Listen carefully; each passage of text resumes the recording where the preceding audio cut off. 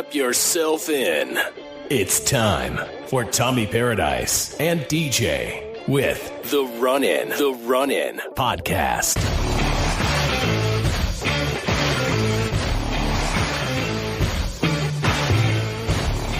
Hey, what do you say? We're back. The Run-In podcast, episode number 133, which is kind of wild. I said it on my live stream the other day of doing the giveaway for Patreon. We're coming up on 3 years of doing this, which is crazy to think about. My name's Tommy Paradise. It's showtime, folks. It's your boy DJ, and I'm ready to go this morning. All right. We got a lot to talk about this week. By the way, the Run-In podcast is brought to you by Figure Collections, the rest of Series 1 of the Bone Crushing Wrestlers, Gilbert, Sonny Ono, Ultimo Dragon, and the Macho Man, Randy Savage, all available now at shop.figurecollections.com. Use the code RUN10. That'll get you 10% off any of the old Cello retros that they have still in stock. You can grab all those while you're there over at shop.figurecollections.com. And those things are selling real good. Blue Meanie still available as well. And Brian Clark, a.k.a. FKA, whatever you want to say, Adam Bomb. I just rhymed that out. How's your week been, DJ? Man, been pretty busy, man, with the with the shoot work here, and try like just my targets around here got nothing. They got nothing for me. Nothing. No new legends or anything like that yet. No. Wow. No. Wow. We'll talk more about that in weekly purchases. But my week got off to a terrible start with my Boston Bruins, man. Blowing a 3-1 game lead. Best season in the history of the NHL. I went on a tangent at one of my trivia nights. Somebody was like, man, if you were on Around the Horn, I haven't watched Around the Horn in forever, but they were like, they would have changed your background to flames and given you all the points for everything you just said. I was just so pissed, so disappointing. I guess now I know how all those Yankees fans felt in 2004 when they were up 3-0 on the Red Sox and blew it. But man, it's just, I don't know. I don't know how many hockey fans are listening, so I don't want to go nuts on this. But well, if it makes you feel any better, nope, it doesn't. Okay. No, what were you gonna say?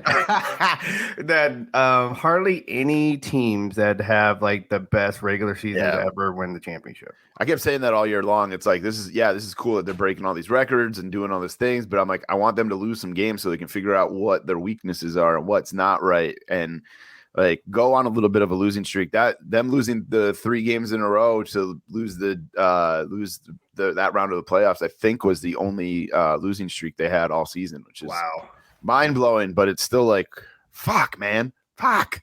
The wrong time to have a losing streak. Right. Like have that bad boy in like January. Right, you know? Right. To quote Roy Kent, fuck. Yeah. Fuck. Not you, fucking kid.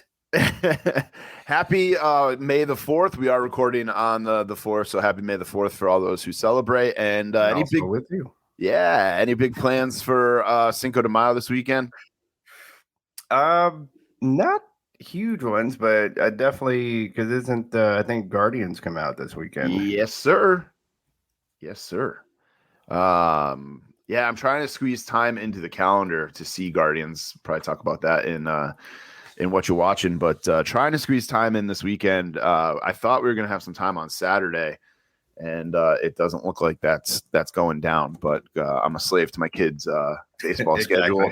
Exactly. So, and he got asked to play for the 14 and under team this weekend. So, and he's got a tournament for his travel team. So, a lot of baseball. This weekend. Yep. He's pumped. But you got somebody. You got any street taco vendors or no? We don't have not California style anyway. Damn. I don't know what we're gonna do for Cinco de Mayo. Honestly, he's got a tournament. He's playing Under the Lights tomorrow night during Cinco de Mayo on Under the Lights Friday at 6:00 and 8:00. So down in like over an hour away. So Maybe me and the wife will go grab some tacos for lunch at one of the good Mexican. We do have a couple good Mexican places around here, but maybe we'll just go grab some tacos. Do a little cha-cha while you're. Yeah. Oh yeah. Yeah. I like the idea, but I love the little cha-cha during the day while we're both working from home. It's like we're getting paid to do it. On that note, it is time for In the Ring. In the Ring is brought to you by SeatGeek. Lots of concerts coming around this summer. I got a few on my calendar. We got baseball season running through.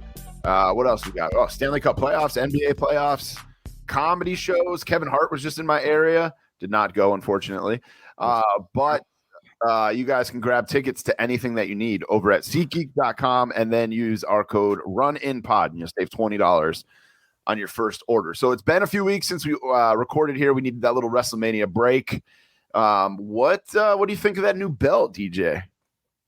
I actually like the new belt. I think all it really like if I were going to tinker with it, it would just be the words on it. I would just highlight the words a little bit. Mm-hmm. Other than that, I like the tip of the hat to big gold and other belts. So it's even like if anybody ever goes and sees like the belt that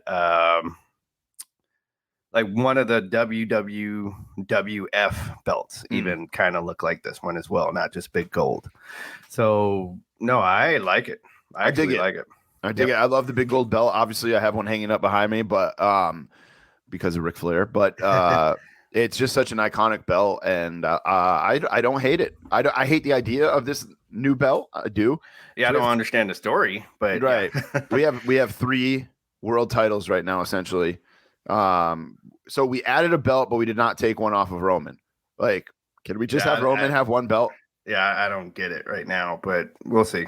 And the tag belts. Can we just get like one of each, please? New tag belts. Maybe they're waiting for Roman to lose. Maybe they're waiting for the Usos, or no, because the Usos did lose at WrestleMania, obviously. Yep. So, I don't understand the 2 belt thing. They look weird holding them. But let it cook. Yeah, exactly. A lot of people are thinking that this belt is going immediately to Cody. The draft kind of hinted at that with him being drafted first to Raw. I don't think this is going to happen. I hope it happens. I don't think it's going to happen. I wish WWE had the balls to put it on Roman. Do you know how many people would be pissed? How great of a storyline that would be where he just had all the belts? Hey, I don't like, so I'll just caution people with this. So far, every time there's a new title and everybody thinks that they know who wins it, it's somebody else. It never happens. Chris Jericho had all the belts at one point. That's right. Against Stone Cold and The Rock. So don't, don't believe all the memes and everything else, Yeah, that's true. That's true. I feel like it. Yeah, I'm just trying to think of who else they would give it to besides Cody. I almost want some. Yeah, I was thinking Seth. I almost want some kind of dark horse to win it, like somebody that's not even on our radar, not even like a Gunther. Like I know he got drafted over to Raw. I don't know about that. He's on SmackDown now though because they moved over, so it just becomes the Raw belt. So no, that's right. Ooh, you know what? I just thought of something.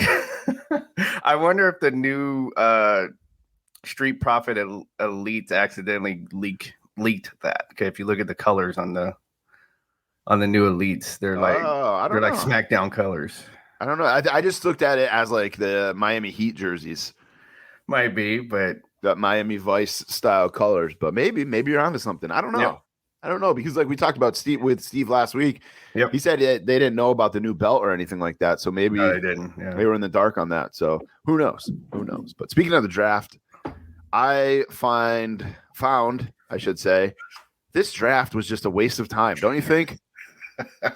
Well, you could tell that like part of the draft is to kind of have something going alongside the NFL draft. Like that's what the way I took it. Just something. Yeah, but isn't this the first time they've done it at this time of year? Like this isn't like it's not normally at this time of year.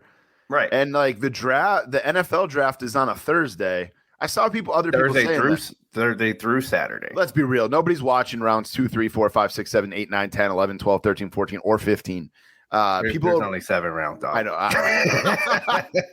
But yes, I have people that watch every that's their weekend watching is when the draft comes on. It's funny, not to get off topic here for a second, but the draft, at least to me, and this is not like my team's better than yours. Make it for my draft party, dog. That's exactly where I was going with that. I see all these people online, in the Fig Cave Facebook group and stuff, of people having draft parties and stuff. Yes. And even Phil's I gotta go upstairs and watch the draft with Nash. And I'm like, I can't tell you the last time I've watched a draft. I'll follow along on my phone. That's because you're a Patriots fan. That's exactly what I was going with that, but I don't want to be and that's what I was trying to say is it's not like my team's better than yours. The Patriots also, because they were so good for so long, though, drafted so high that it would be midnight by the time they were drafting. So it's all right, I'm not staying up for this, for them to call a name out. But that I always forget about the time difference. Yeah. Kind of the draft's over and it's 8, 9 o'clock here. So right. That's not here. But back to the WWE pizza, draft. Yeah, right. Back to the WWE draft. I just feel like this was a huge waste of time. It seemed rushed. There wasn't even anything huge that happened. It's okay, Cody goes to Raw, Roman and the Bloodline go to SmackDown. I thought this was a perfect time to break up the Street Profits. They did not do that. They moved them over to SmackDown with Bianca. There was a couple NXT call-ups, but it wasn't anything that we thought was going to be huge. Gunther comes over to Raw, but then of course Austin Theory goes over to SmackDown. Title over there. Right. I'm trying to think of I'm looking at the list here real quick to see if there was anything else. To me, it was just for me. I think this is just the way instead of the first Raw after Mania. This is their way of doing call-ups now. That's basically, I think this is what this is. I like the idea of it being a reset, but at the same time, it's you got to make something happen. And literally, I feel with the exception of, we said, the stuff we've already mentioned, I feel literally nothing happened, and it doesn't mean anything anymore because both brands show up on both shows. All the pay-per-views are double branded. It's not 2005 where it's Undertaker and Rey Mysterio running SmackDown and Triple H and John Cena are running Raw. It's I hear that they are going to start to do. See now that if they're going to do that premium live events, maybe down the maybe that makes it a little bit better. It just seemed like a super waste of time to me. I like the idea of it. I love the idea of it. It kind of gets you excited after that lull for Mania. Mm-hmm. But I just it's just bleh. This year's was just kind of meh. Well, I like that. So I was excited about the call-ups. Those were some great call-ups that they were due. Those were people that were ready to come up. Especially I talk about it in winners and losers. The those women's tag teams, man. They are going to make the women's tag team title more relevant. You're gonna now want to watch a women's tag team title match with these yeah so and then you had what's his Mike's guy, Mike's one of Mike's favorite wrestlers is coming, a guy called up, and his name is Cameron Grimes. Yeah, Cameron Grimes got so it was time. I think Braun Breaker. Some people were like, "Where's Braun?" I was like, "Give him I think he needs just a little bit more. Let him really define that character and then bring him up." We can get into that now if you want. My winners and losers. The winner was all the call ups from NXT because there is some good one. Cameron Grimes, definitely caught my eye. He's going to be on SmackDown. Right. Grayson Waller felt like he deserved it. Pretty deadly. I don't know a whole lot about them. I did hear that they were supposed to be called up before the Raw after Mania. Mm-hmm. And then obviously that didn't happen. Winner or buy or sell. Yeah, right. Exactly. And then like you mentioned the two women's tag teams, and them going to different brands as well, which I think is good. One of them going to Raw, one of them going to SmackDown. Around on both shows. There you go. Yeah. But part of me is like, man, Braun Breaker, are they punishing him for what his dad did? Are they, is he just not ready, or they don't feel like it's, or is it that they don't feel like anybody else is ready to be be in that main event level? I think in NXT. C. Yeah, I think it's C. I think he's absolutely ready, but then it would deplete the show for him to leave at this point, especially with everybody else that left. Because you even had the women's champ even got called up. Oh yeah, Indy Hartwell. Yeah, so you have everybody got which is what you want. It's kind of. I think Triple H, or not Triple H, but HBK was talking about this. It's like you do all this work for and the goal is to have these people get off of this show, right? So it's bittersweet, but now you got to start. It's almost like you got to start all you got to turn the soil and start over NXT, which is what it's there for. Right.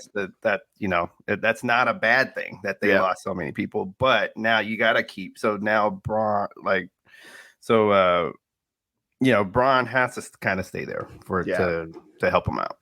Yeah, that's funny. I came to that conclusion while we were just talking about that. I had a different opinion. Around, right? I did. I had a different opinion when I wrote that in the thing. I was like, man, what a loser, Braun Breaker didn't get called up. And then we're sitting here talking, and I start thinking about it a little bit more, and I'm like, oh, there's a reason why I didn't get called up, and it's probably this, that, and the other thing. So, anyway. But yeah, man, I just thought the draft was a waste of time, but it does bring us over to Backlash. Mm-hmm. I'm kind of excited about this pay-per-view. A little Saturday action. Again, the kid, I'm all over the place Saturday, but I can't wait. I think we'll be home right in time for the Kentucky Derby and Backlash. So I'm going to pull up my DraftKings app. I'm about to say, if my state ever let us be on a DraftKings app. That might be a segment for another time when you're when California opens it up. It's so weird that California doesn't let you do that, because you can buy weed literally on every corner in California legally. I did it. And it's just so weird that you can't gamble. I used to scream at during and it's the so campaign. Much money for the state. So much money for the state. Idiots. It's I remember that. So it was in the last election, and then they were the people that were no on that particular prop.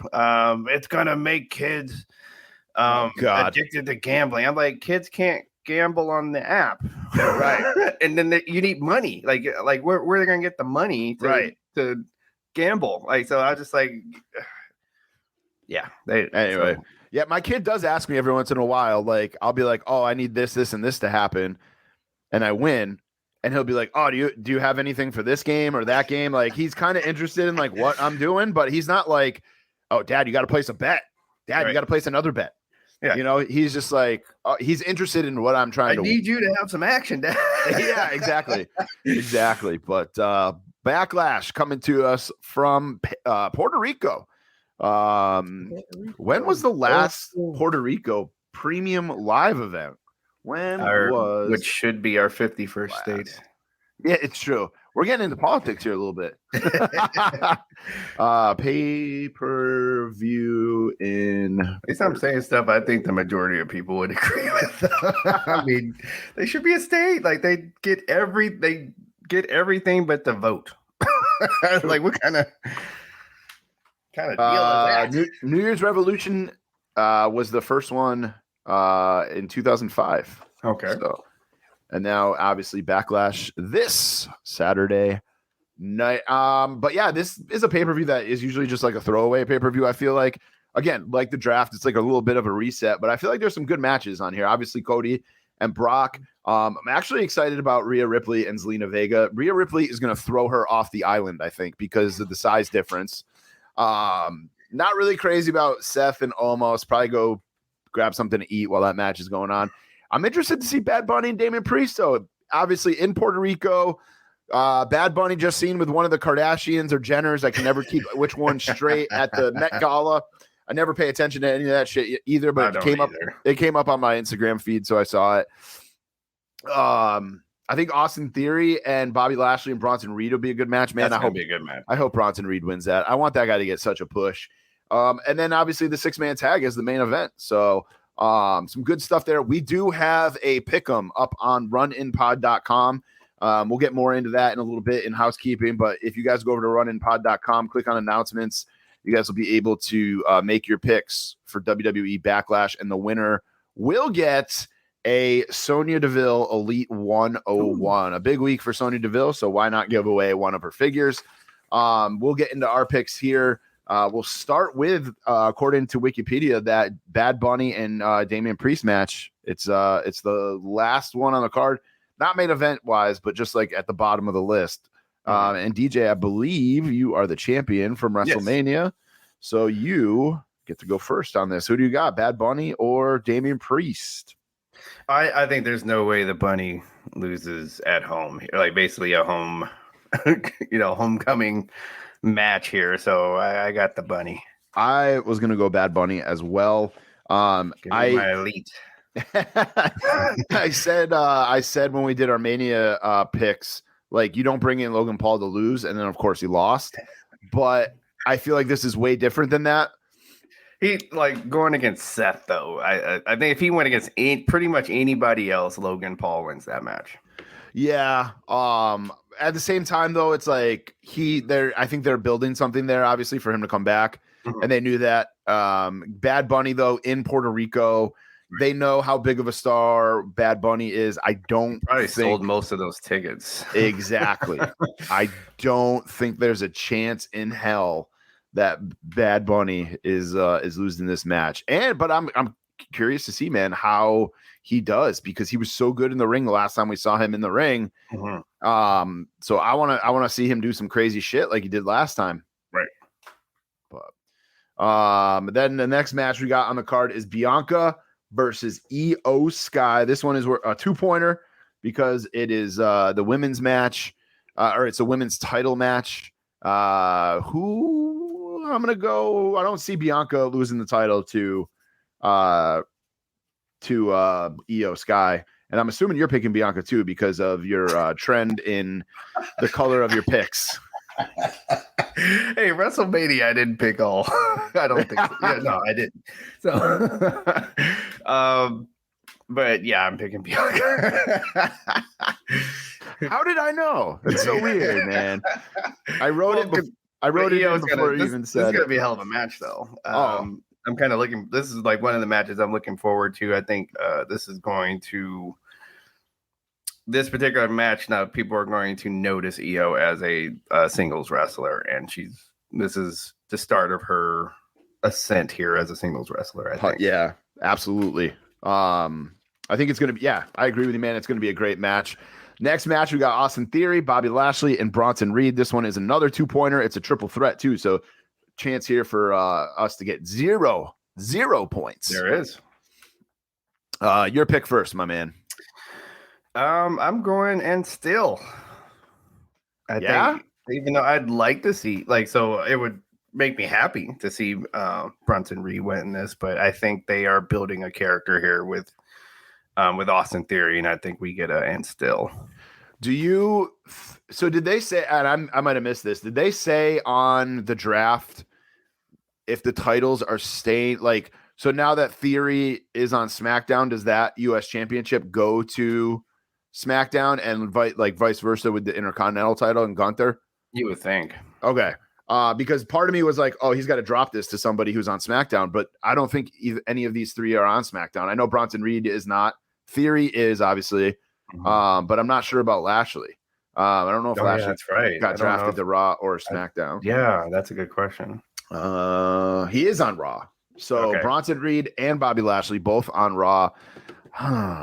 I'm going with my heart on this one. I want Bronson Reed to win, and I'm going to go with him. All right. But I will not be surprised if Theory wins. And then, all right, next match, we got Seth Rollins versus a friend of the show. We got to see him from about 3 feet away at WrestleMania. The big man. He really is that big, folks. Yes. Almost. I want my figure. This is your pick. Oh, no, this is my pick first. Yes. I'm going Seth. For whatever reason, they keep putting almost in these matches that I just against guys that, I thought he was going to beat Brock, to be honest with you, but I just don't see like where Seth is right now, storyline wise. I don't see him losing. Like, I feel like they're building him to, like you said, be in contention for that title. Maybe go against Cody. He came out and talked some shit with Paul Heyman on Monday. So Seth's kind of elevating towards that main event status again. So I don't see him losing to Omos on his way back up the ladder. Yeah, I also see Seth winning this, but I'm going to say I see this like I think this match is going to be a little bit more fun than we think it is. I've been more impressed lately with Omos. Like, that Brock match was good. We thought it was just going to be a squat, like a 4-minute squash, 2-minute squash, one way or the other, and it ended up being like an almost 6-minute match, and it was decent. So so especially for like that was the opener that night, right? So that's what you ask for in your opening match. So yeah, no, I think this, like, especially with Seth running things, and he can do a whole lot. Like, so whenever you have a guy that can do a lot and a guy that's not as mobile but big like that and can handle the moves, I think the match is going to end up being a little bit better than we think it is. Yeah. Next match. Oh, what was I going to ask? Oh, I was going to ask you something random. Off topic again. We love getting off topic on this show. Does WrestleMania feel like it was a lifetime ago to you? It was literally like a month ago. And I'm like, God damn, it feels like it was so long ago. I do flip through my pictures and like, it's like, man, especially I was just doing that. We've had a lot of rain here this week, and I'm like, man, I'm looking at like just flipping through my camera roll to like find a different picture, and I'm like, damn. Well, it's been raining here too, so beautiful when we were in LA, man. And I would kill Inglewood. I would kill. I made it. Not my Inglewood. Anyway, next matchup is Rhea Ripley versus Zelina Vega. This is your pick. Oh, I don't see Rhea losing this title yet. Hell no. But I think this is going to be an entertaining match because you have because Rhea is literally going to throw her in the ocean. Well, Zelina Vega is going to have the crowd behind her. True. So you're going to see a raucous crowd, and if they're not tired already from some of the other action, but yeah. So this is going to be a fun match. But Rhea wins this one, and I'm sure the LWO gets involved somehow because and in that Damian Priest match, actually, I think the LWO would get involved as well, right? Because you don't have all them selling all these shirts and everything for nothing for them. They're not even on the card, which is kind of crazy. I was just looking at that thinking like, wait, LWO isn't even doing anything. But so I'm sure they're going to have the Puerto Rican color LWO shirt out there. I was going to say, I'm sure they're going to be involved somehow. So next match is Cody and Brock. This is a tough one to pick because Brock doesn't lose often. No. And this is part of the story. As we keep saying, this is part of the story. Right. Building up to Cody and Roman at WrestleMania 40 again. That's not actually in print. Like, they haven't announced that. I'm just coming up with theories here. Right. But I'm going to go Cody. Yeah, I think this is one of those, like you said, like the chase is on, and hard times and all that. So they, if you watch the documentary, you kind of know what they're emulating here with Cody.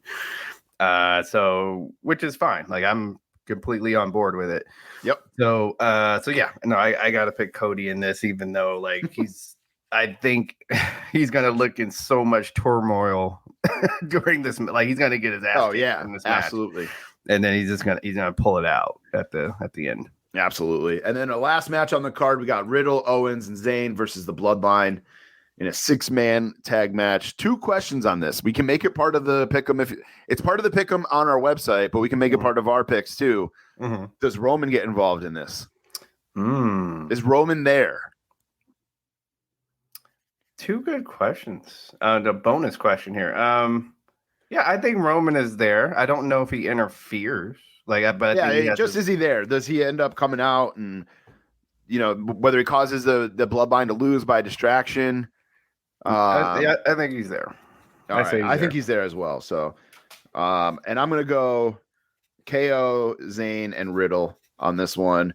And then there's more tension within the bloodline. And somehow that's why I think Roman's there, is because there's going to be tension with the Usos.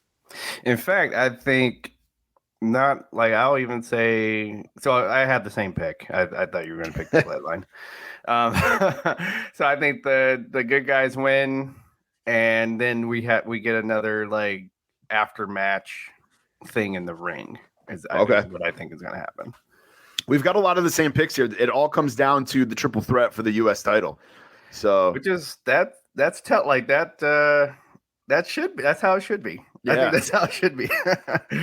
We should literally go back to WrestleMania, which isn't hard to do because it was only a few episodes ago, and see, like, keep track of our picks, like how many we actually get right out of how many, like keep our percentage for the year.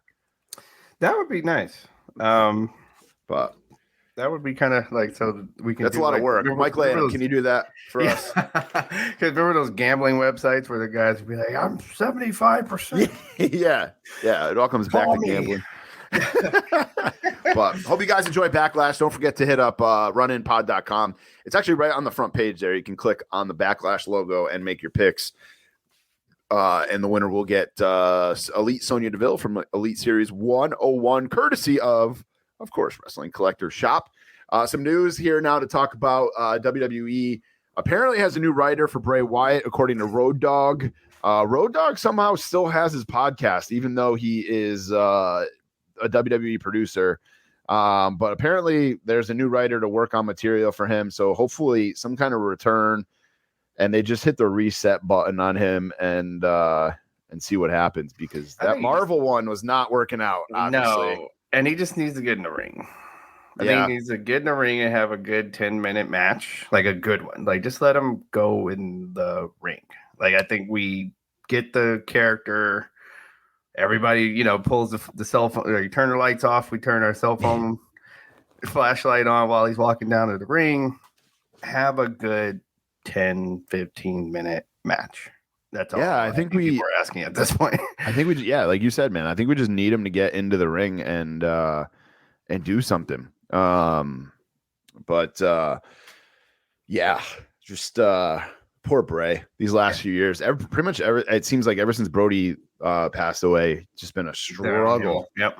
For everything to get it, for everything to happen for him. So hopefully, and just feeding the Bray haters. Like, people, for whatever reason, there are people that just really don't like Bray Wyatt, and and they are just feasting at this point. Yeah, exactly. It's like the people that don't want the ring or the Nitro stage to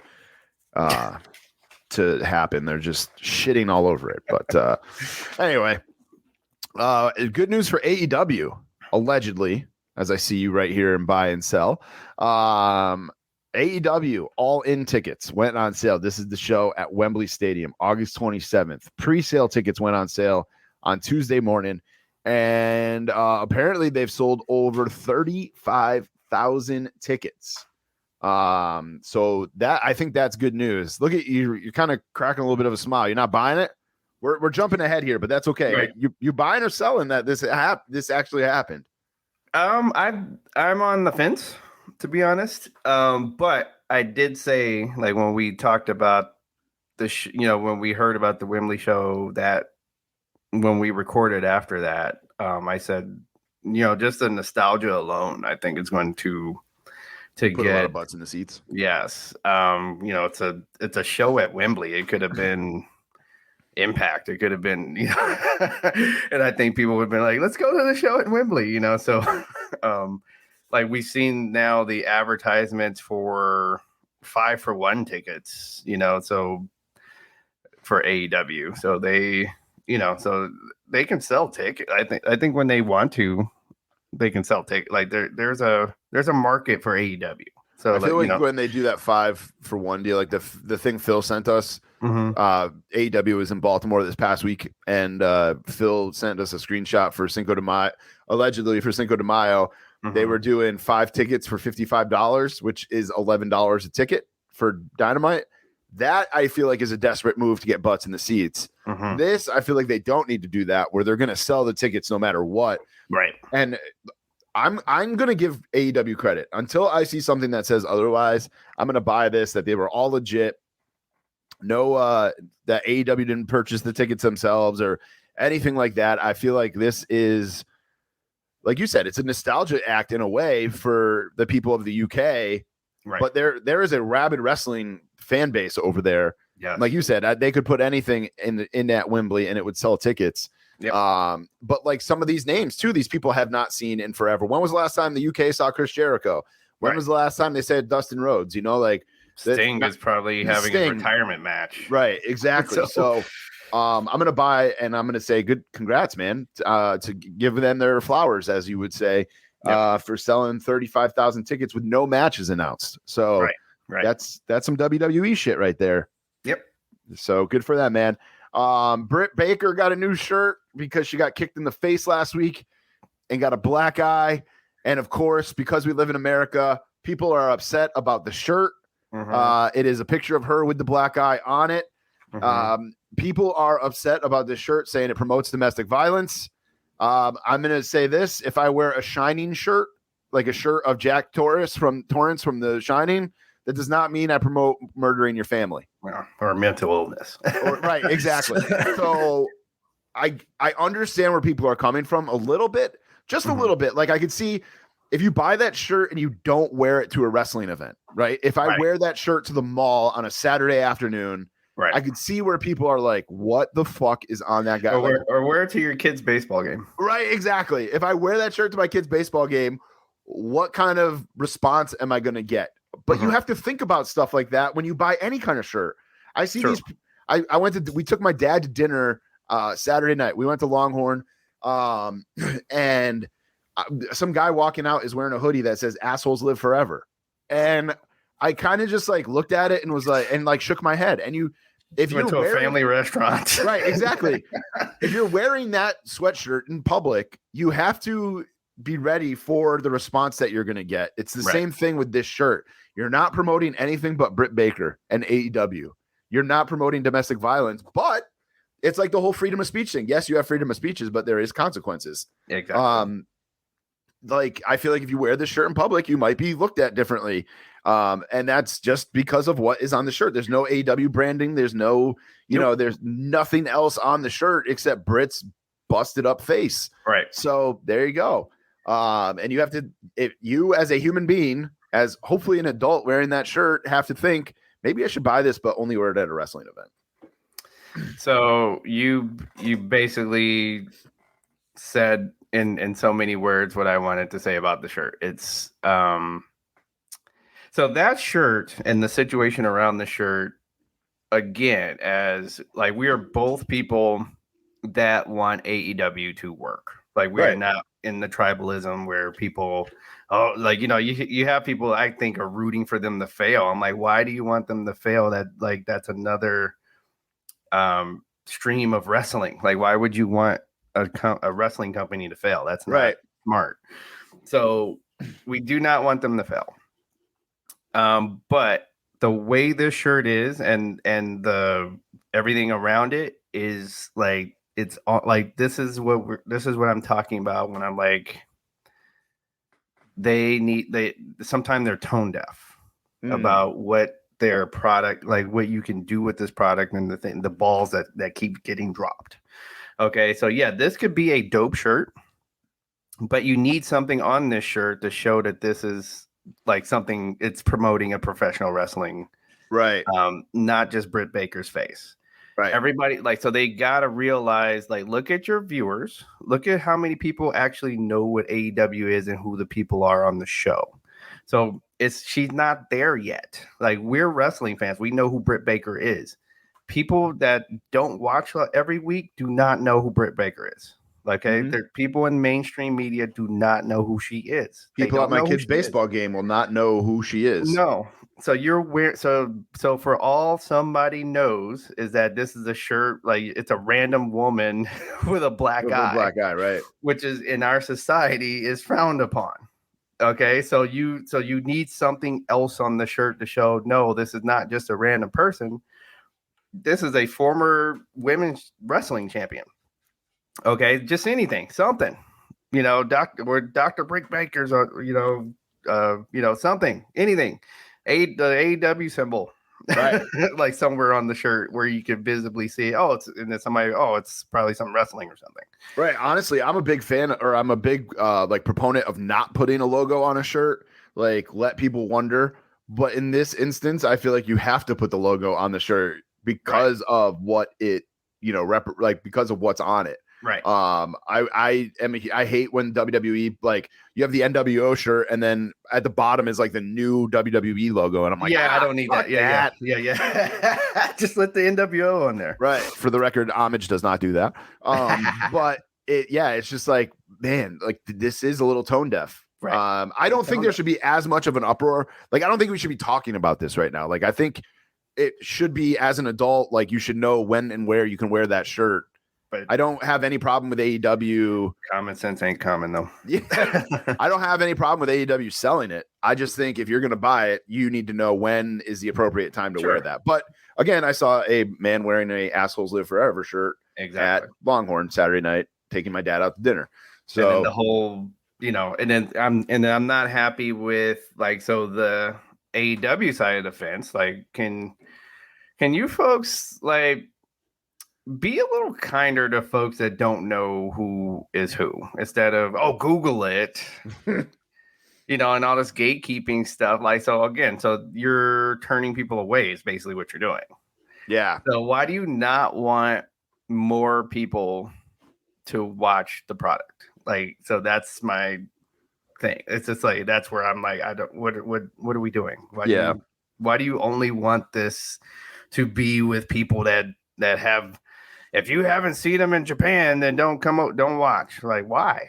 Why would you do that? So it just brought up more, this and the tickets thing brought up more of this tribalism that I don't understand. I don't understand the end game and and all the tribalism here. I agree. Moving on to some more WWE news. They signed another Olympian. Olympic wrestling champion, Tamara Mensa Stock. Apparently she kicked some ass over at the Tokyo Olympics. She did. She's 30. She's going to be she did sign with WWE, and this could be cool. Except they haven't used the other guy that they've signed yet. So hopefully she comes along. Forgot his name already. I think because I saw him recently, like, was in another competition for. So maybe he's doing both. Yeah, so I think that's what's really happening is that I can't even remember the guy's name. Is it Chad? No, Chad Gable is in my head, and that's not who the man is. But yeah, I know what you guys know who we're talking about.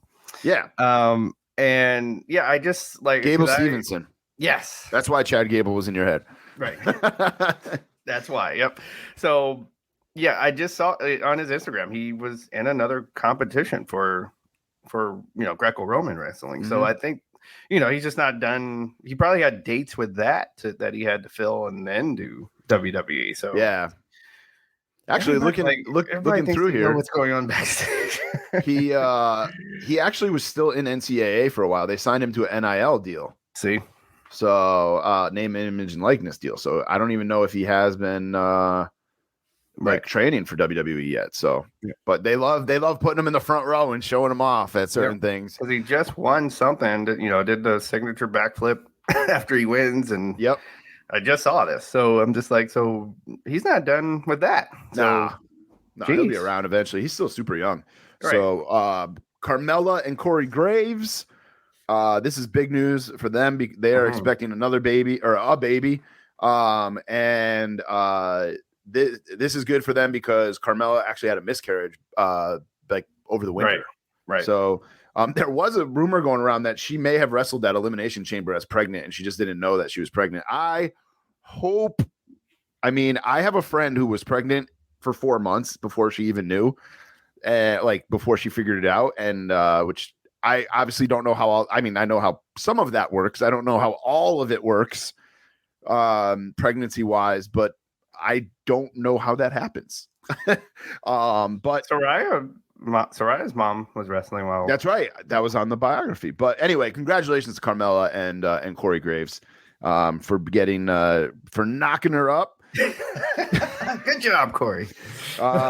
This is kind of a sad story, but Sonya Deville over through COVID had a stalker who actually broke into her house. Right. Some of this guy's tweets, man, are unreal, and it looked like the guy didn't really have a support system, no help. Like this is like, and I think I don't want to say it's only wrestling. I just feel like it happens more in wrestling than other sports.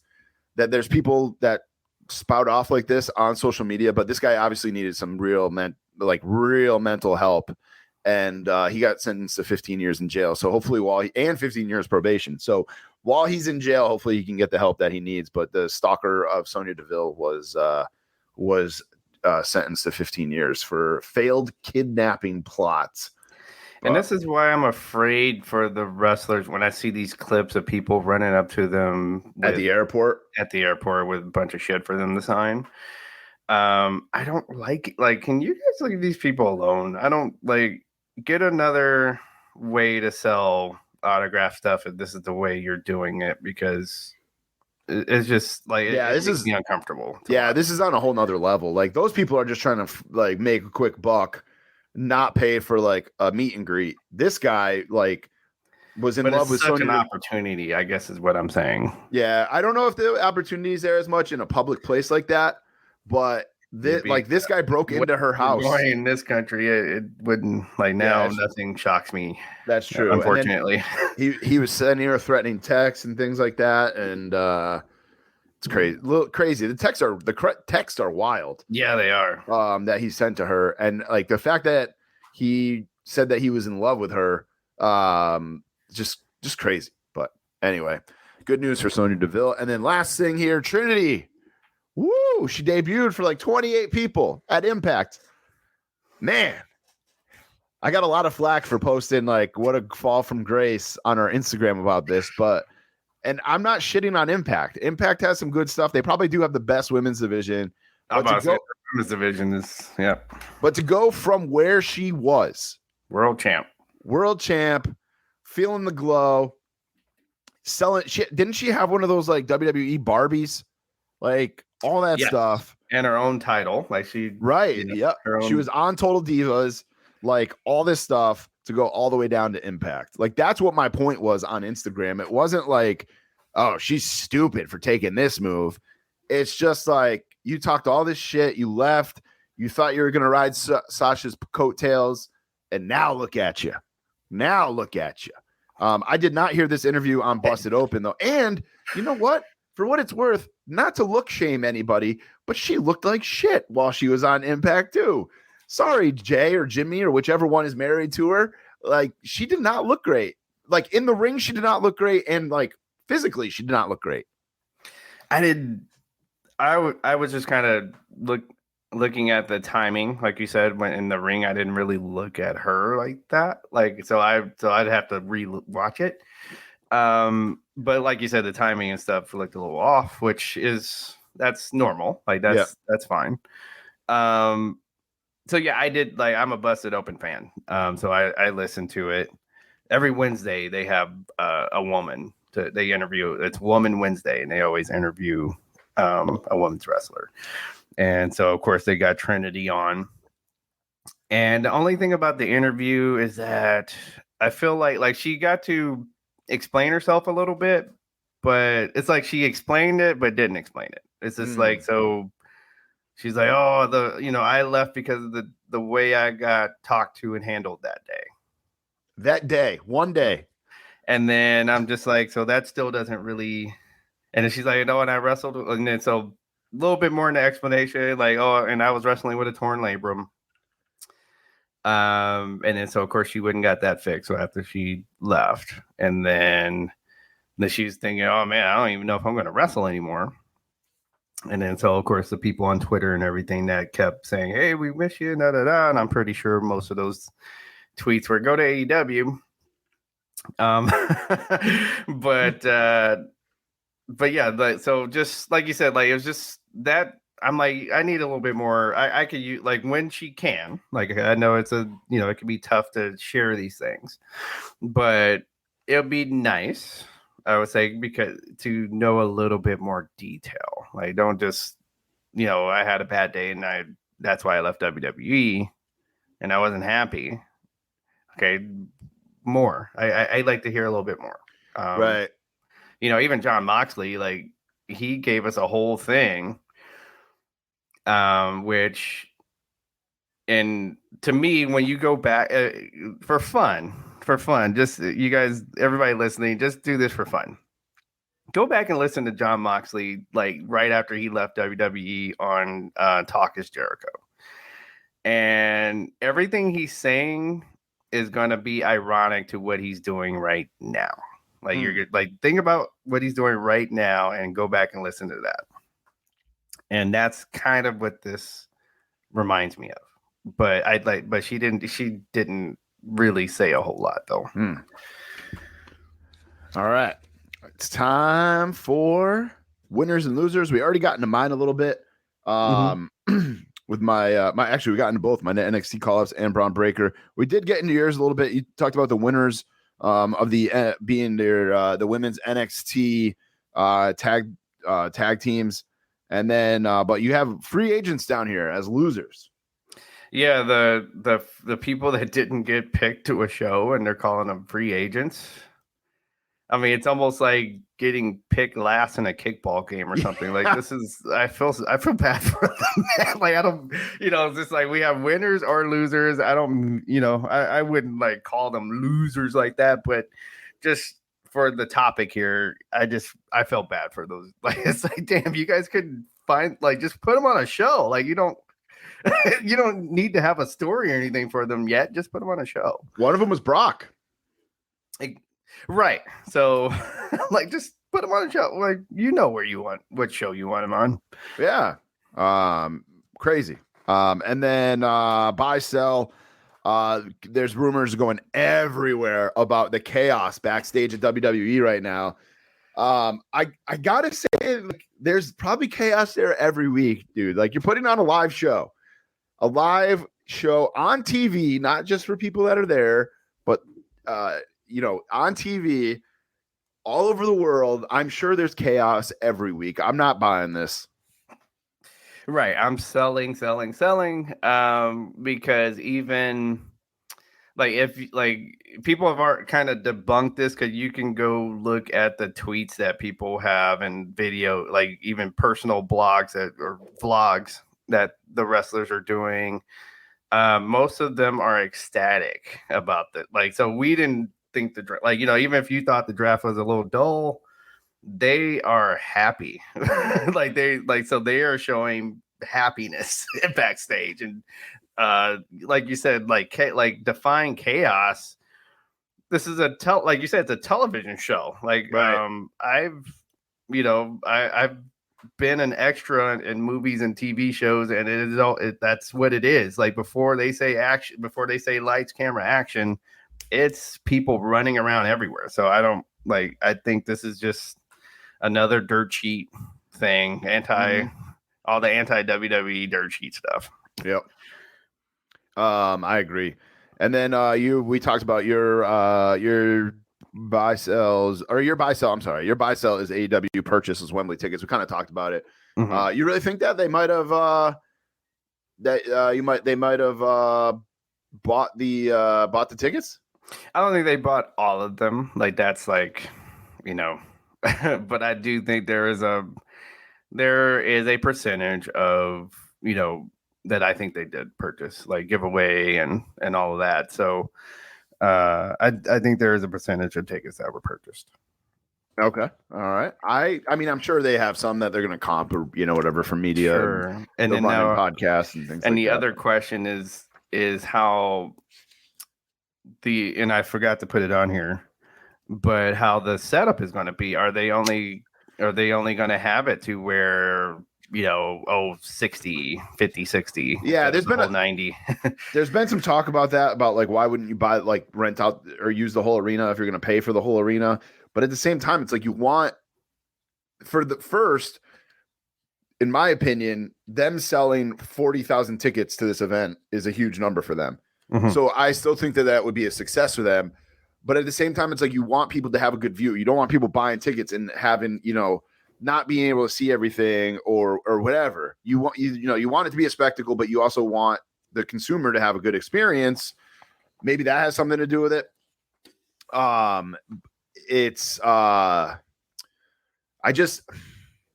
like, even to the Georgia Dome, WWE or WCW, when Goldberg won, that was 40,000 people, right? 41,000 people, I think, like that. But I think it could have held more, is what I read. So, like, even WCW is doing that. WWE does that. They didn't sell every single seat for WrestleMania, because they had this, they have the production area, they have the staging, like that's a common thing with wrestling concerts. Like, you have that stuff blocked off because of the staging. Right. Yeah. MJ was asking me about that when we were at WrestleMania. She's like, wait, so the people sitting over there with the cameras, like that part wasn't quite full.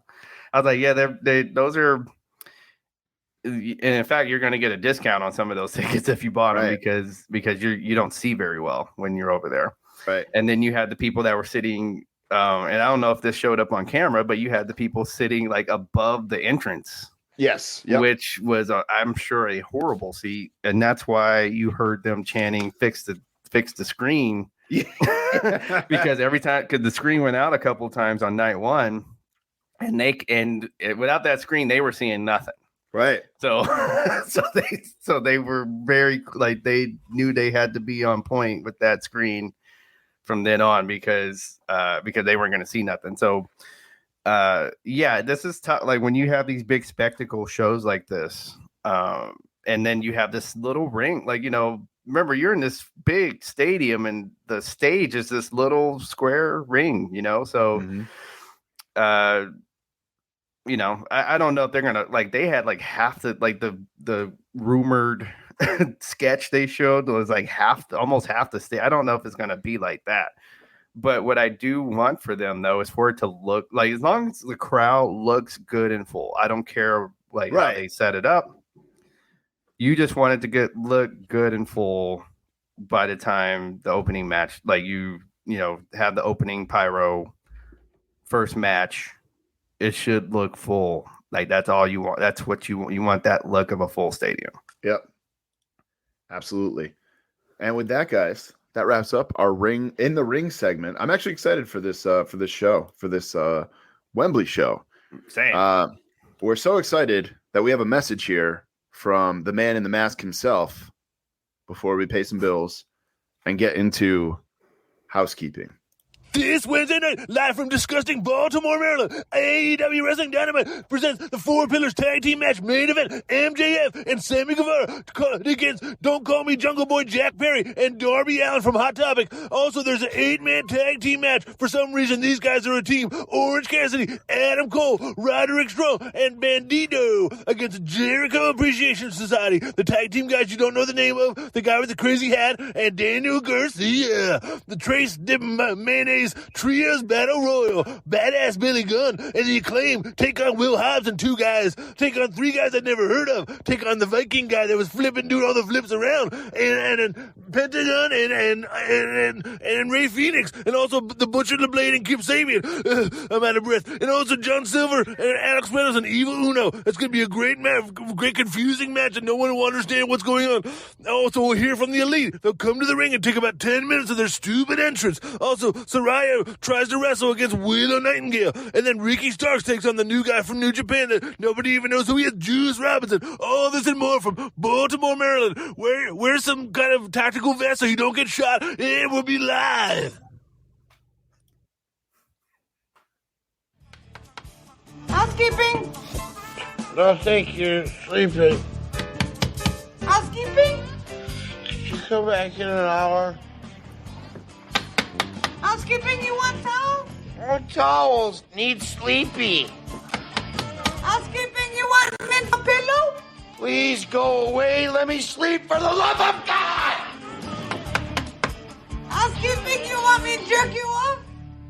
Housekeeping brought to you by Homage. Head over to runinpod.com. Hit the deals link. Check out what all the new goods that Homage has over there. I'm checking it out right now myself. They've been actually having a lot of good sales lately. They always have really good sales. But let's see here. Deals. Pulling their site up right now. Just make sure you use the link that is on our website. Oh, may the tees be with you because it's May 4th. 20% off every single tee on their website. All kinds of good stuff up there. I know they've got some Mother's Day shirts coming. WWE Mother's Day shirts. So if your mom, your wife, any of them are into WWE, there's some mom-themed WWE shirts coming. NFL, pop culture, NBA, MLB, kids shirts. Check it out. Homage, the softest t-shirts you will ever own. I'm rocking an Homage hoodie right now myself.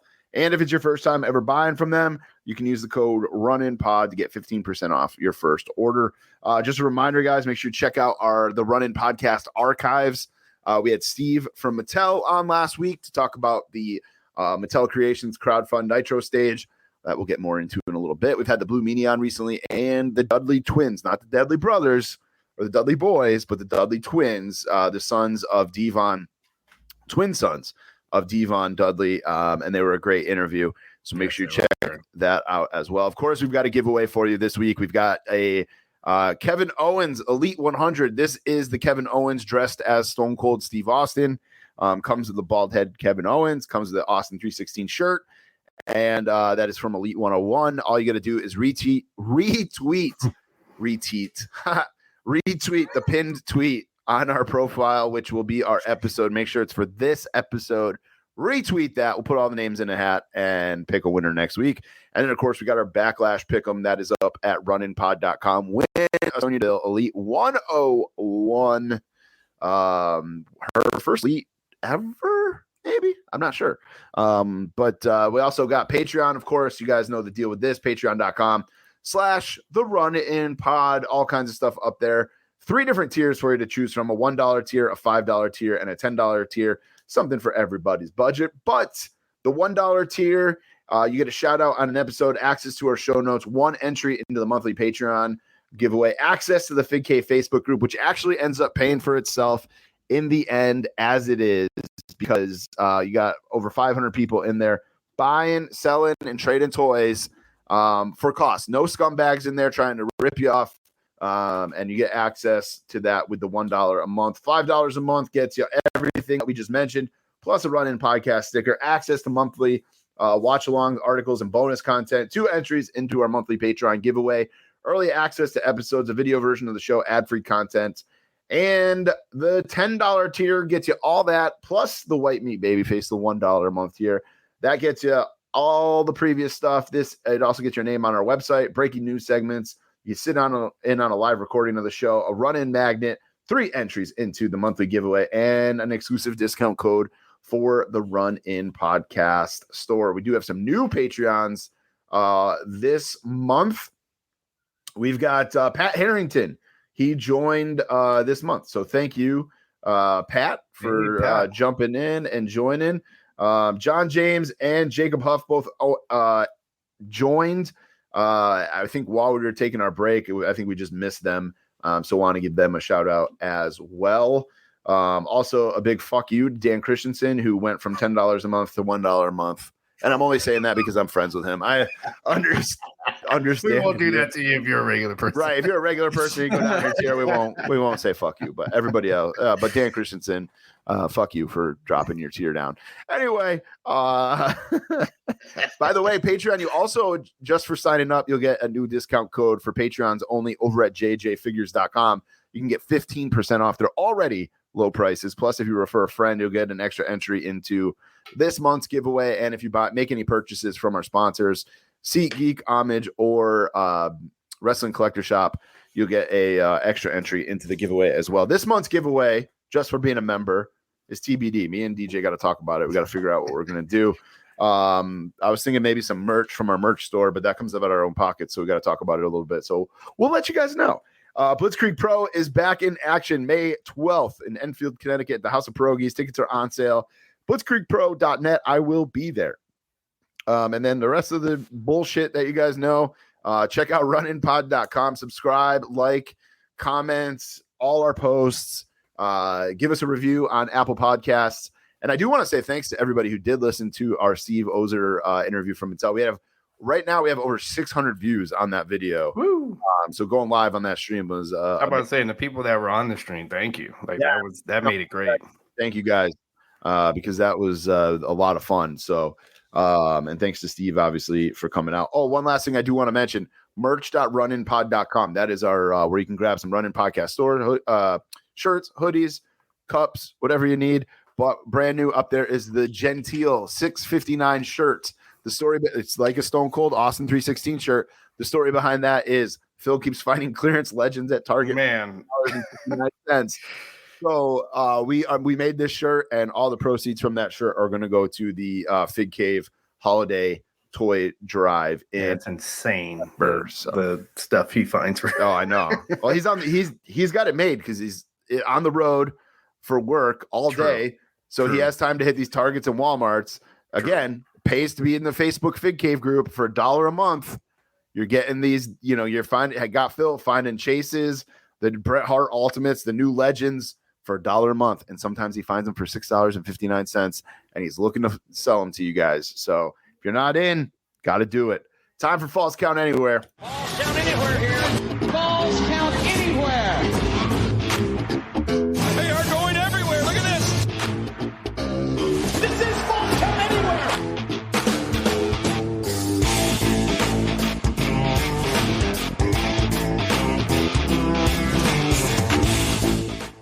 All right, Falls Count Anywhere brought to you by Wrestling Collector Shop. They were busy this week, man.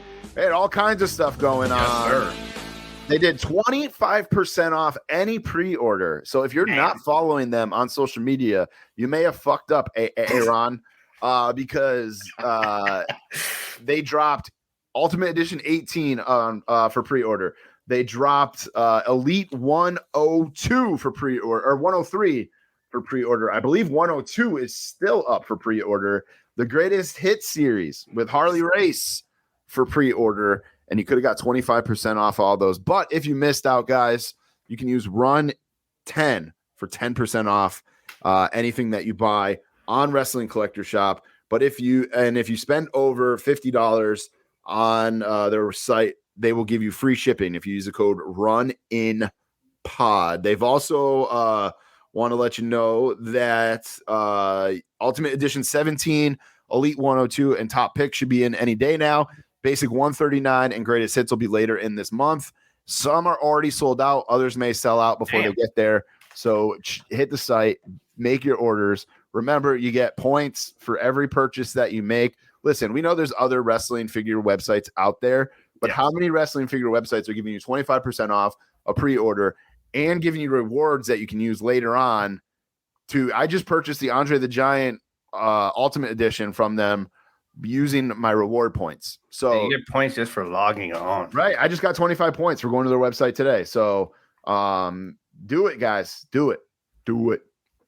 Anyway, the big news in the wrestling figure world is not me allegedly being back in the game, because I kind of I made a lot of purchases lately. Not like terribly expensive or anything like that. Just stuff has been coming out that I gotta have.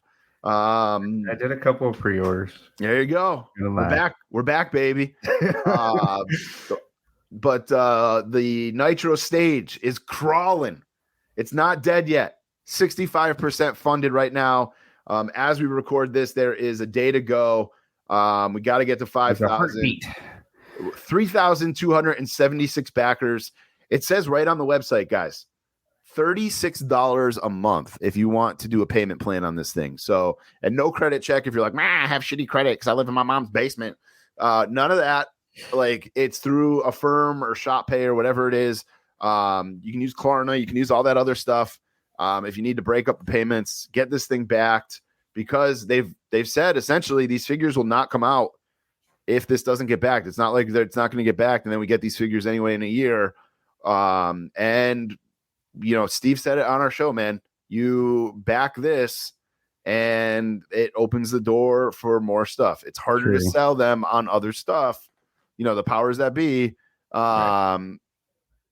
That if it's not if this one doesn't go through. So go listen to our Steve Ozer interview if you still need to be convinced. He spilled the tea on that show. Yeah, he really did. So he did not hold back. Full disclosure, I did try to back it while we were talking to him, and the website was down. And I have not gone back in and backed it since, but I do plan on backing it before the deadline of tomorrow. So I'm on the website right now. It's in my cart. I'm just waiting to get paid.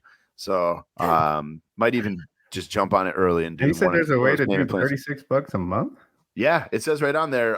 It's through Shop Pay. You can pay for a year. You can pay for $36 a month.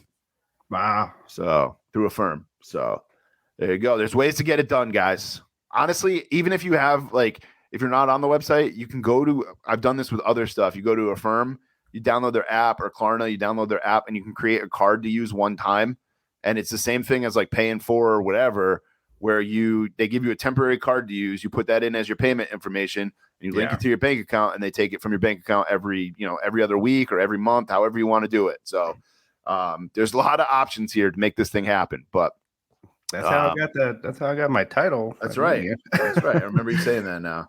All right. We did see some new figures. We got to see the Ultimate Edition Rock, which will be the next Target exclusive. That thing looks great. I thought it was going to be a straight up re-release of the Amazon one. Mm-hmm. And that's got the tracksuit. I'm torn because I'm man, that Amazon one was so good, but because it was so rare, I sold it. But I do like the tracksuit, but I like that Brahma Bull shirt that he had on that Amazon one a little bit better. Other than the tracksuit and the shirt, I think they are pretty much the same figure. Same head scans, it looks like. Same lights, I believe. Same trunks. He's got the just bring it hand and stuff like that. I'm probably gonna pop this. You got to have a Rock in your collection, right? Well, I got a whole shelf of Dwayne. You got a whole Dwayne shelf. Yeah, so I think I'm gonna go with this. Just to might as well keep it going. Yep. One thing I'm on the fence about, and they put some pictures up of it this week, is the new defining moments. Bret Hart, Cody, Mick Foley, and Shawn Michaels from Royal Rumble. I think what I'm going to do is just grab the Bret Hart. I'm not going to grab the all four. It is cheaper if you buy all four from the ringside exclusive or from Ringside. These are ringside exclusive is what I meant to say. But that Bret is from WrestleMania 9 or 8, whichever one was in Indy when he fought Roddy Piper. And I get 8 and 9 mixed up all the time, but it looks good. So I might snag that. We did see pictures of Andre the Giant Ultimate and the Seth Rollins Ultimates. People are actually getting those in hand already. Those look great. I wish Andre had a cloth singlet though. It looks a little weird with him having the singlet painted on. You turn him and his singlet is glitched. I think the weirdest thing that we saw this week, though, was the Eddie Guerrero Ultimate, man. They built him like an upside down pear where it's all think of a pear upside down. He's all upper body. And then I know Eddie had a huge upper body. I'm about to say that's kind of with his body. This is almost cartoonish, though. I'm about to say, but it just kind of like Steve was talking about. So Steve and I know we keep bringing this up, but really you got to listen to this interview because we ask them these kinds of questions. It just sometimes you see something in real life about a wrestler and you try to make it put it in, and it just doesn't translate right when it comes to the toy. And I think that's what they went for a little bit, probably somebody who's looking at pictures of them hey, look at that, for those that did not see Eddie Guerrero, if you go back and watch that muscle that's on your back, right under your armpits, that he was huge right there for whatever reason. That muscle was huge. That was he had that upside down triangle kind of look to his back, and it was he was and that's what they were going for, I think. Yeah. And it just didn't translate all over. Yep. So I'll just keep the shirt on him. Honestly, that's my favorite Eddie Guerrero shirt anyway. That's what I was thinking when I saw the pictures with him with the shirt. I was like, oh, I'll just keep him. I'll put the belt on him and the shirt on him. Yeah. Again, got to have an Eddie Guerrero in your collection as well. No, and now other than that and that's my favorite title. So I'm just like, no, I'm getting this figure. I'm just gonna have the shirt on him. How about the Ray? Are you grabbing the Ray? The Ray looks great. I'm just not a Ray guy. He's got that bird headpiece and I don't even know what you call them. The accessories, I guess. I don't know. Pretty much blanket over his body. All of the I'm gonna get so you know how I'm gonna say this now. So like how Phil has the suit collection. Yeah, right? Got so I'm going to say I'm going to collect the wrestlers when they have the traditional Mexican garb on. Okay. So you have the Lucha Brothers coming out with the Letterman jackets and the headdresses. I already have thanks to Nikki, I have the Thunder Rosa and her traditional stuff. So I'm gonna get this Ray to keep that part of the collection going. Nice. So yeah, I'm gonna do that. Like that's gonna be on the shelves with the traditional garb on. Other than that, not a whole lot of WWE figure action. The major guys put out some new bendies. There is a bloody Joey Janela. There's a Ricky Morton, which is crazy that Ricky Morton is getting a figure. No Robert Gibson? 2013. Yeah, no Robert Gibson, just Ricky Morton. I don't know if they couldn't agree on some money or what the deal is there, but interesting. Yeah. One other thing I almost forgot this. I was going to bring it or talk about it eventually, but might as well bring it up now. Headbangers just announced that they got a Legends deal. So hopefully we'll be getting some Headbangers Elites down the road. So folks that are thinking that CM Punk is the one who brought punk music to wrestling, like you are sadly mistaken. That was the Headbangers. And you give me Elites of the Headbangers, I'm getting it. Like I did dig some Headbangers. Toyetic AF. WWE on actually, let me get to this piece of wrestling figure news, and then we'll get to the WWE shop news. But the figure news, Forbidden Figurines appears to be back. She put up a pre-order yesterday for the classic Intercontinental title, and it's running through I think Sunday. Last I checked, it was still available. So if you want one of her titles, they go quick. But she's basically doing a pre-order. She's shutting it off at a certain number, or by Sunday, whichever comes first. And then it'll come out and you'll get it in July sometime. So she's kind of pacing herself a little bit better, which I think is huge. The community needs her belts. Her belts are amazing. She put the Winged Eagle up again the other day and I actually got shut out. It sold out before I could get it. But I like this pre-order method. I don't care if I have to wait till July to get it. I mean, we have things on pre-order. We're talking about pre-ordering a stage we're not going to get till next summer. So if I have to wait a month and a half to get a belt, that's fine. And her belts are such good work. If you guys have not gotten them yet, they're amazing. But I will say, don't shit on her on social media or you'll get blocked like Dan Christensen did. And then he didn't know that the belts were for sale. So, so I had to tell him. But honestly, if there's any kind of creator out there, podcast, customs, whatever these people are doing, do not shit on them. Even if it's like, oh, I couldn't check out, man. Like, do not shit on these people on social media. They are putting like a lot of these. This isn't their full-time jobs. They're doing this for spare time, because as a hobby, because they like doing it. Probably maybe to make a couple extra bucks, but they're putting their time and effort into something. Do not shit on them. There's podcasts out there that we do not like, that we don't agree with, and we just ignore them.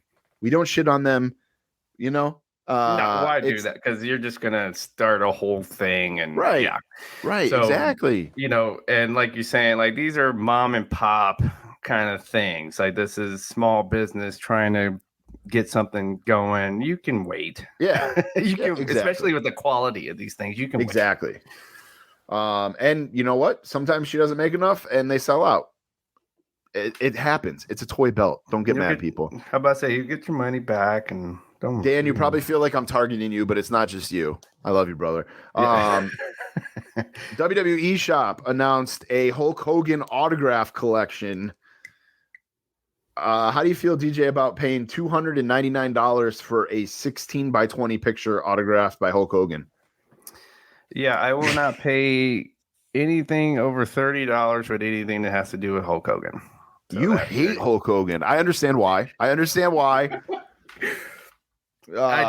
don't need. I just don't need that much stuff from him. Yeah, I hear you. I got what I needed. I got my, my Mega Powers. I got my Hollywood Hogan. That was the 2 versions of Hogan that I liked. Yeah. Okay. Mattel was gracious enough to gift me a no holds barred. Yep. All right. That's so I'm good there. I don't need a autograph from him, especially for that much. So I'm gonna go, one of these days I am gonna go to Florida and I want to go to the Hogan's Beach Shop. If you go, mm-hmm. you got to try to go to both. They're a couple hours away from each other, mm-hmm. but the Orlando one is a completely different experience than the Clearwater one, mm-hmm. and they're both worth checking out because of the stuff that I a couple of years ago we went to Disney, and then my grandmother lived in Clearwater at the time, and so we left Disney. We stopped at the one in Orlando and then went to the one in Clearwater while we were visiting my grandma. Like, we were just lucky enough to be able to do it. Mm-hmm. But if you have the time, like, they definitely are worth checking both out. But yeah, the prices on here, man, are fucking insane. The Elite 96 with him wearing that helmet and the license plate, mm-hmm. $349 for an autograph, $849 for an autograph belt. It's just some of the prices. $399 for a signed pop. It's like when I did the mail-in through Heroes Hideout, like, it was way cheaper. I want to say I paid $150 for each autograph. So I paid $300 for 2 Ultimates to be autographed. Like, it's crazy. Not gonna happen. Yeah. I don't know how many, Hulk Hogan enthusiasts that are going to pay that. Right. That is my thing. It's just like, I don't know. I think this kind of smells of Terry's greediness, ego. Yeah.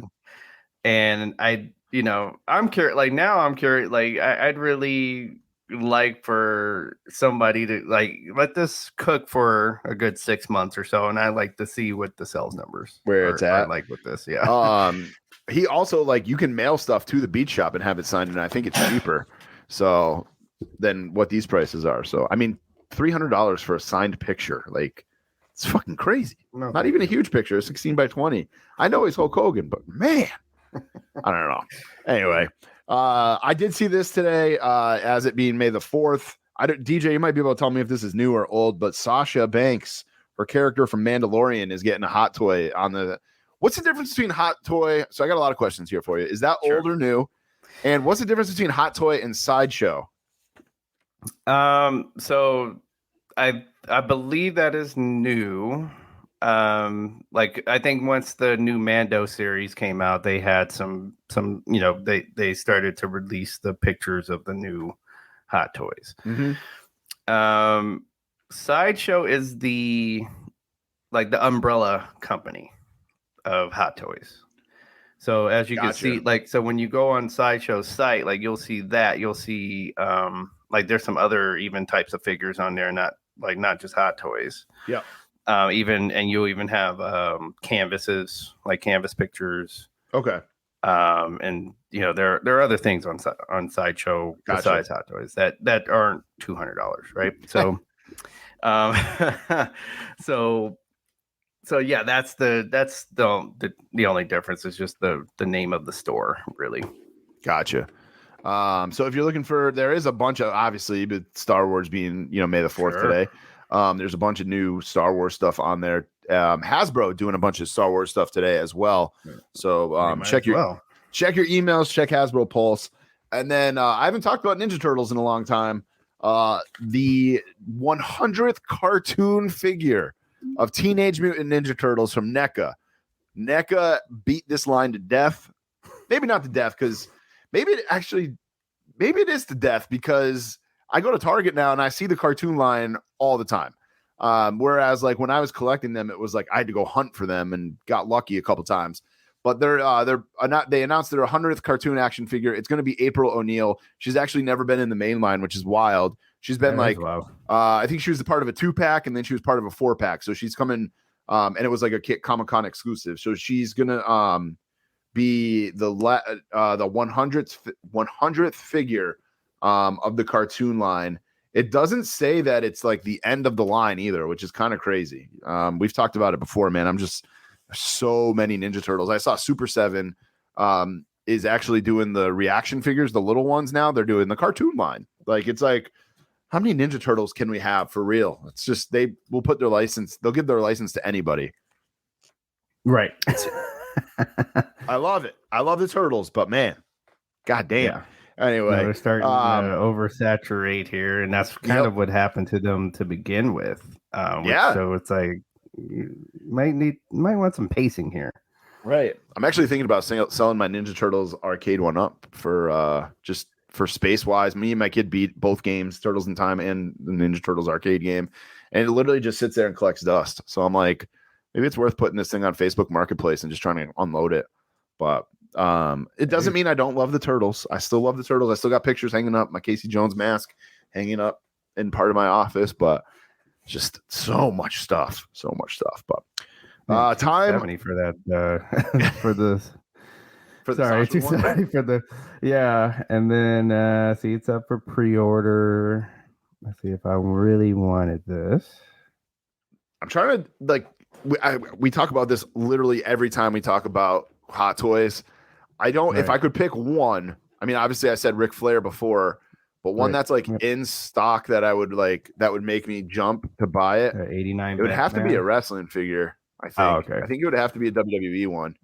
Might be that. I know you like that 89 Batman too. I do love the 89 Batman. Yeah, so they have an Andre the Giant in a black singlet. It's Super 7. So they do sell other. I got you. Right. I got you.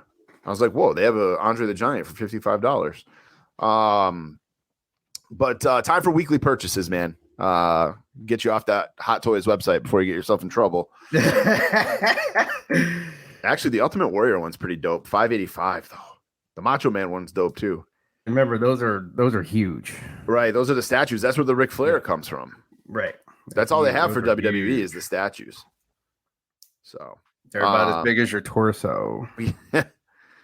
I'm gonna send this. Actually, he's gotten a lot of pop on this episode, and he loves to spend money. But I'm gonna send this to Dan Christensen and see.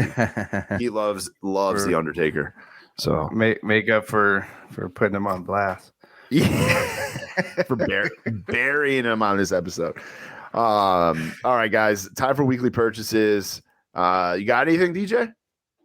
Man, I went and I hunted this whole time, and that's like this. My targets just aren't ready for me, I guess. And but I did pre-order, so I'll just wait for those to come in. And yeah, I got a couple pre-orders up there. I pre-ordered, like I said, the Andre the Giant Ultimate. I guess I'm back in the game, man. I got the Razor Ultimate a few weeks ago. Dan Christensen, I posted these on Instagram, but we weren't recording. Dan Christensen got me the new Bret Hart Ultimate. He found me the Andre the Giant Elite 100 Chase. I got the Paul E. Dangerously Legend figure. And then Mike Lanham was at the wrestling show. I cannot think of the name of it. I know Jack from Figure Collections didn't kill me because he was Squared Circle Expo in Indy. And he got my Kevin Nash Legends and my Brutus the Barber Beefcake Legends signed for me. So nice. And then this weekend, Jake the Snake is going to be here at Zombie Hideout in Springfield, Mass. And I've got some stuff I'm going to drop off there. I'm going to get my my Coliseum collection signed. I'm about to say Coliseum, yeah. Yeah. And then friend of the show, John James, who now works at Zombie Hideout, he hooked me up. He got me. I meant to bring it over here so I could show it on the video, but it's too far away now, and I don't think my headphones are going to reach. I'll knock stuff over to grab it. But there's a new Ric Flair comic book line. He sent me the picture. I think I'm going to do a a review on Patreon of the book. I just haven't had a chance to do it yet, but it's awesome. It's Agent Ric Flair or something like that. He's in his red robe. So he sent me a picture of like all the different colors. He's like, "You want any of these?" And I was like, "Yeah, give me that one of him in the red robe." So we'll see how it goes. I'm gonna check it out. You guys can look forward to that on Patreon. I think that is it for weekly purchases. So Not too bad. Yeah, so I'm making some rules for myself if I'm gonna get back in. It's just like only certain guys. Like obviously, I loved the head shrinkers as a kid, sure. And if I was like as crazy in the game as I was before, I would grab both those head shrinkers. Probably wouldn't grab the chases, but I would grab the regular ones for sure. Who else is in that line? It's and I got the Hulk Hogan, the WCW Hulk Hogan. So but yeah, I would probably grab those and like. The D'Lo Brown that's coming out, but I'm just sticking to like the classic guys: Andre, Dusty, HBK, Brett, Razor, Ric Flair, Undertaker, and even Undertaker. Like I got the one from that Monday Night Raw pack. I don't need really any others except I'm gonna get that gobbledygooker one. Obviously, I was about to say you're getting the gobbledygooker. You're not. That's already pre-ordered, man. Hogan, obviously. I have a autographed Paul Heyman phone. So right. That's I had to get the Paulie Dangerously to go next to it. So yeah, just making better decisions than buying everything. So right. All right, time for what you're watching. I finally got caught up on Ted Lasso. I did not watch this week's episode yet, but I actually was sitting there watching it, and I'm like, oh man, cool. I thought the season was over. I'll go watch it, and then I'm watching and we get to a certain point and I'm like, it's not done. This is not the end of the road here. They're still going. So I played myself. Now tell me that guy is not, they're not making fun of Aaron Rodgers. Oh, the Zava. Mm-hmm. I think they are actually 100%. 100%. Like they're totally burying Aaron Rodgers. I didn't even think of that. We should do when the show ends and people are caught up. We really should do a draft on Patreon of our favorite characters or the best characters. Ooh. Or even just like a top 5 of your best character or your favorite characters from that show because. I'm always watching and I'm like, Roy Kent, like, especially the evolution of Roy Kent. He's the fucking best. And I found a YouTube loop of him saying fuck all the time. And it makes my day every time I listen to it. But Higgins is so good too. Right. And I hollered laugh when they were, and Beard, Coach Beard is so good too. Yes. He said something. I forget what the exact quote was in the episode, but he all of a sudden he was like da da da da, and he's talking about his girlfriend, and he's like da da da da, and then he just says something about pegging, and I just started dying laughing because you're not expecting that. No, he's very left field kind of character. But your boy. Not you, fucking Todd. You're working out.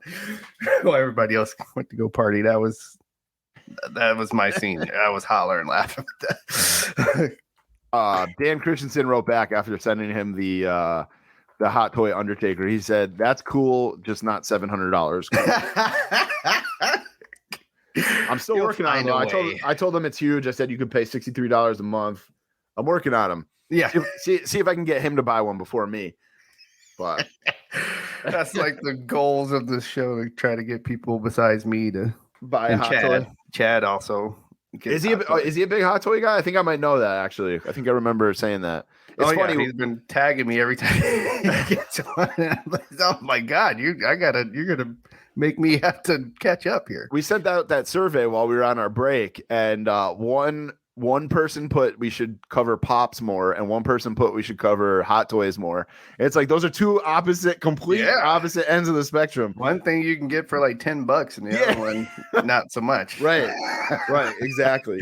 So I also obviously watching the NHL playoffs, even though my heart is broken. And then I gotta say, I watched the rivalries of Brett and Austin. And again, with the A&E stuff, a lot of the stuff, as fans, we already know it, and it's all old stuff that we've heard before. But this one was just so good, and the way they talked about each other and stuff like that, it made me not hate Brett for a minute. But yeah, it's just, I thought it was amazing. A very good watch. If you guys have not watched it yet, definitely check it out. Yeah, no, they're like you said, for even stories that we already know, they're just so well done, and they do find the nuggets that, okay, wait, this hadn't been said on any of the other documentaries. So I kind of liked how they do that. Like they find something that we have not heard. And, Yep. All right, what you watching, my man? So Mando and Ted Lasso, of course. I think I'm gonna catch Guardians of the Galaxy this week. Like I must try to do it this weekend. NBA playoffs for me. They've been wild. I have been watching more basketball than I have all year. I've been watching the Celtics. I'm such a fair weather Celtics fan. You're like, after the Patriots drafted a punter and a kicker, let's watch the Celtics. Like that'll make sense. Hey, that was the first time that a team has drafted a punter and a kicker in the draft, obviously, since 2000, and it was your Raiders who did it the last time. And they were excellent punters and kickers. Yeah, it was, I don't know who the punter was, but I know the kicker was Janikowski. He was nasty. Right. And the punter, I forget his name too, but he was really good. Like, listen, they got that kid from Oregon. I'm very happy with the Patriots draft. No, that kind of pissed me off. Because I kind of wanted that guy, but after that, they kind of, it was another typical, what the hell are you doing draft for the Patriots? You guys have so many needs, and I know. They didn't get a wide receiver till like the 5th or 6th round, but at least that year the Raiders did that. Like that was because they lost a playoff game literally because this guy was like missed like 3 kicks, and they had the whole rest of the. That's when they had Jerry Rice and Tim Brown, Rich Gannon. They were set. They had Bill Romanowski on defense. They were set as a team. So, but they didn't have no kicking game, and that's how they lost those playoff games. So that's why they That's why they did that. Now, but yeah, the Lake Show has been like, I'm like, whoa, those trade deadline guys that they got, like they really put it together, and they took the Warriors in game 1. So which was surprising. Like I was like, all right, we got it here. We'll take our loss in game 1 to the Warriors at home. But no, they went in there and won. So I'm like, all right. So let's I'm just kind of here. I'm seeing how far this team goes, even being a play-in team. Yeah, we'll see what happens. Maybe it'll be Celtics and Lakers in the final. That's what I'm starting to think, actually. That's what I'm actually starting to think, and it makes me nervous. All right, guys. We time for the rundown. Time to wrap things up here. Just a couple shout outs. Fig Cave Podcast. That's our boys, Phil and Nick, doing their thing. They had Steve Ozer on as well. If you guys have not listened yet, make sure you take a listen. Very good interview. They covered a lot of the stuff we didn't. We did a great job of not crossing each other's path. Stepping on each other's toes for the interview, right. So I thought that was good. Conversations with Kenny, that's our boy Kenny. I want to have Kenny on. I miss Kenny. I feel like we need to have him on. Yeah. So maybe next Thursday he can come on and talk about Backlash with us.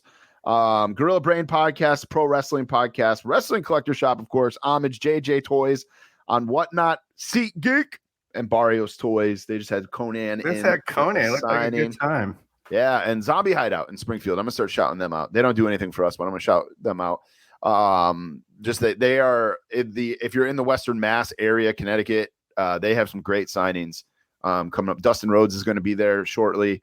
They're doing a wrestling convention in June with Luger, Angle, Teddy Long, all kinds of names going to be there. So Godfather, good stuff there.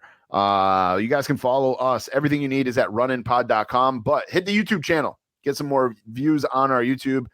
We've got our shenanigans from WrestleMania over there, youtube.com/the Run-In Podcast. I got some unboxings on there. And then, of course, Twitter is at Run-In Podcast, and Instagram is at the Run-In Pod. We're always posting stuff up there as well. And don't forget to make your picks in the Backlash Pick'em. That is available to you guys over at runinpod.com. The winner will get a Sonya Deville Elite 101. You just got to get the most points. Answer all the questions. Each question is worth a certain amount of points. There's a tiebreaker at the end, just in case. And the winner will get that Sonya Deville Elite. So that is it for this week's episode. Everybody be safe on Cinco de Mayo.